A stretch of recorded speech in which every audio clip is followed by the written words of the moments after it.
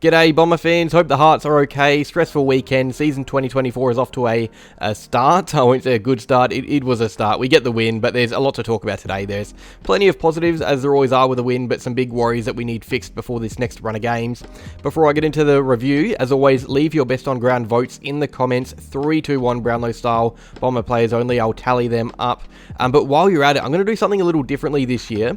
I want you to list a player that you thought impacted the game but isn't getting the deserved recognition. You think those pressure forwards or lockdown backs like Mark Bagley. So every week I'm going to get you to list your 3-2-1. We'll count them up, but also down below those players in your actual votes, give me your effort MVP, the guy who left everything out there, had a huge impact but didn't get the love from the commentators or didn't pad the stat sheet. I'll include whoever gets the most effort MVP votes in the actual Everything Essendon Player of the Year count. Let's say they get one vote a week as well, just to give some more love to the role players of the team. But yeah, we'll just get into the review. Alrighty, recap. It was a fast start. We got the first couple of goals, 4 of the first 5. We looked pretty energetic early, albeit a bit iffy with our ball use. We had a lot of the play on our terms, but looked lost on defensive transition. The Hawks, who do not have very good ball users, tore us up through the corridor. It was a theme throughout the day. The only issue is they couldn't finish off their hard work. They were wasteful in front of goals, opposite to us. Another theme throughout the day. Second quarter was where the stress levels really began to rise. We led by under a goal, but had 6 less scoring shots. Hawthorn were all over us. It was genuinely rough at times, locking the ball in our forward 50, forcing us into defensive half turnovers, something I'll get to later. And we only led because of 2 great goals from Wright and Menzies late in the quarter. Our conversion all day was fantastic. That's the big positive. It's what kept us in the game. We were at our worst. When we were at our worst, it was 7 goals 3 to 5 goals 11, even though they were playing a lot better than us. The third was more of the same. We relied a lot on individual moments to keep us in the game. It was seesawing, but they had the momentum. We would fight back with a centre bounce goal and then struggle on the back foot for 5 minutes following. It was really tough to watch because we were in front, but we didn't really deserve to be in front. They were playing better footy than us, just didn't have that maturity to finish off. The last term we looked a football side, though. It was more pleasing. We put the foot down, ran over the top of them, showed who the better team was. 5 goals to 2, but we really did control proceedings, I think. It was comfortable in that last quarter. Ended up 24-point winners, 17-5 to 11-17. So how did we win this game of footy? Well, for starters, as I said, we were efficient in front of goals, and they weren't. They missed some really gettable shots. We kicked quite a few that we shouldn't be kicking. It helps when you put them in tough areas, they miss their shots, and they put us in tough areas, and we seem to nail them from long distance. It helps when you have Wright, Langford, and Stringer who thrive under high-pressure moments.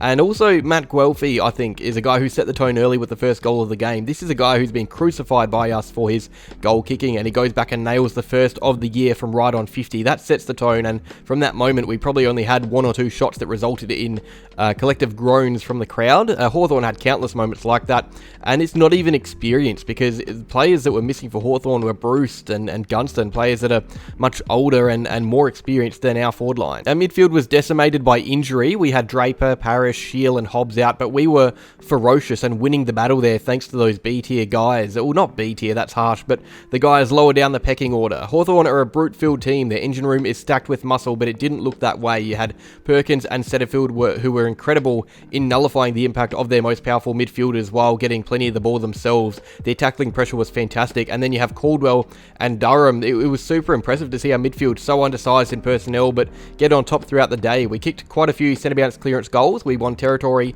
at times through stoppages. If you told me that we would have 9 more clearances than them while missing Parrish and Shield, I would not have believed you. And I said we needed to break even to lessen the load on our backline in the preview. We did that and more. That for me was the most impressive aspect of our game. I know it's against Hawthorn, not a top team, but it shows how we cope through injuries. Goldstein as well. He's a guy that deserves a shout out. He's 50 years old and had better legs than Reeves. It was an even battle until late. Goldstein really got on top and helped our mids do the same. The fact we doubled their centre bounce clearance column tells you all you need to know.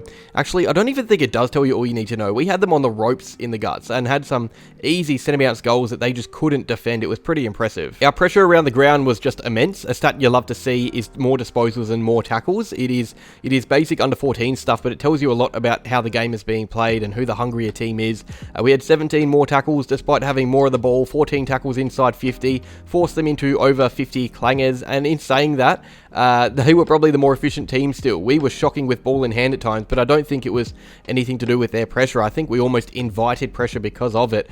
If we were cleaner, the pressure differential would have been gigantic. I think, though, we were really lucky to be playing a team like Hawthorn. No offense to the Hawks, they're young, they're suffering from injuries, they are weak weak in some key areas, but if we were playing Sydney, we would have been belted, and I think just because it's Hawthorn, we were let off the hook. There were quite a few unnecessary errors, unforced errors, and many of which that didn't lead to goals because they just lacked the class up forward that we had. I look at Nick Martin in our defence. I love Nick Martin. He's one of our best players, but he would be the first to say he caused quite a few problems early. I thought he settled late and had some nice moments, but he had 16 kicks, pretty much all uncontested, and went at 50%. That is just not good enough from the guy who's supposed to be our main creator back there. Now, I love that he tries to bite off those risky ones because when they come off, we look really damaging, and it was a clear plan to pick our way through their zones with Martin being the architect, but I think we need him to up his game against Sydney next week, or it would cause us some problems back there. I'm not knocking on Martin. I guess I have high expectations from him. This is probably the worst game I've seen him play recently, with lots of the ball, that is. Did he have an impact? Yes, but I think, he wasn't at his typical best. He had some great moments, but he just needs to be a bit cleaner. Sounds like I'm hating on Nick Martin a lot here.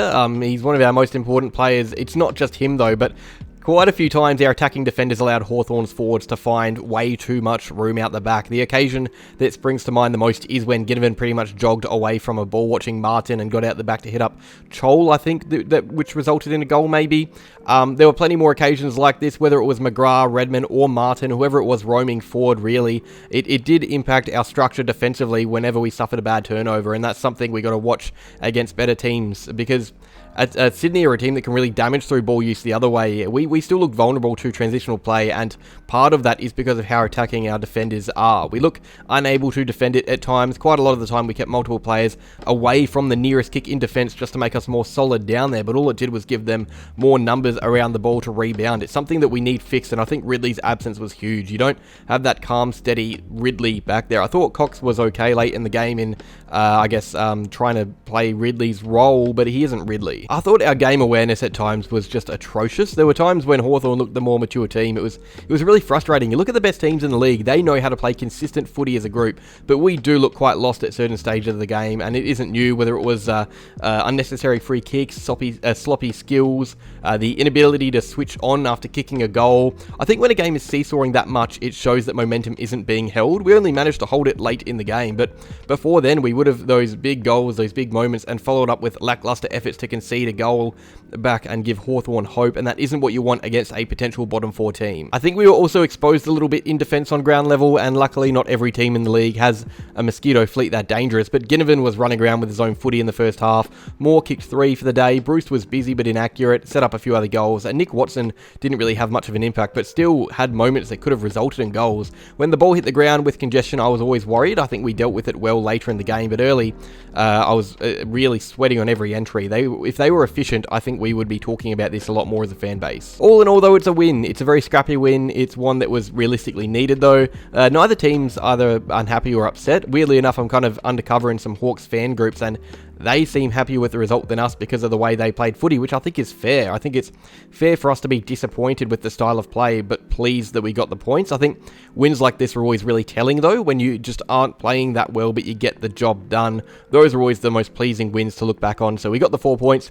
Was it pretty? No, it was not, but it's the job done. I'm sure Scott will grill some of the boys and talk about the negatives plenty this week, and that's a great thing to have for you, a win under the belt and a lot to learn from it. We should be happy, stressed, but happy. Alrighty, on to the votes. 1 to Ben Mackay. I thought he was fantastic. We talk about Hawthorn's most important players, Sicily and Lewis was completely shut out of the game by Mackay. He had no impact whatsoever, and Mackay himself was great. 5 intercept marks, 3 contested, 5 spoils, didn't lose a one-on-one. He was flawless. I'll say he is flawless. He's not flashy like others, but had a genuinely flawless game. 2 votes to Jake Stringer, who I thought really got us going in that first half when we weren't playing well. He was so busy. Even when he wasn't kicking goals and setting up others, he was involved in forward pressure, which you love to see and makes it harder for them. I rated his performance a lot. And Archie Perkins, 3 votes, just a magnificent game. His best in the black and red. I have no doubts he'll earn 3 from you guys as well. 24 touches, 2 goals, 12 tackles, 8 clearances, 10 out of 10.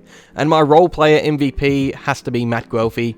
That's his best best game I've seen him play. He shut out Sicily, kicked 2 goals, had 4 assists, and in fact, he's the reason I wanted to make this little role player vote, because I just thought he had such a big impact on the game without dominating the stat sheet. He was fantastic. Honourable mentions for the votes, Andy McGrath was stiff not to get one, but I feel like our inability to defend their smalls was a bit of a worry, although his attacking play was wonderful.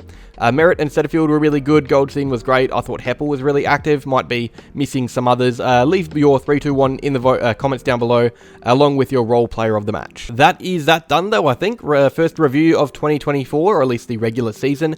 Leave your votes in the comments, along with your effort MVP. Feel free to suggest a name change for that, whatever award that is going to be. I haven't set it in stone yet. Let me know what you think down below. Are you pleased? Are you relieved? All of the above. Make sure you like, make sure you subscribe, and go Bombers.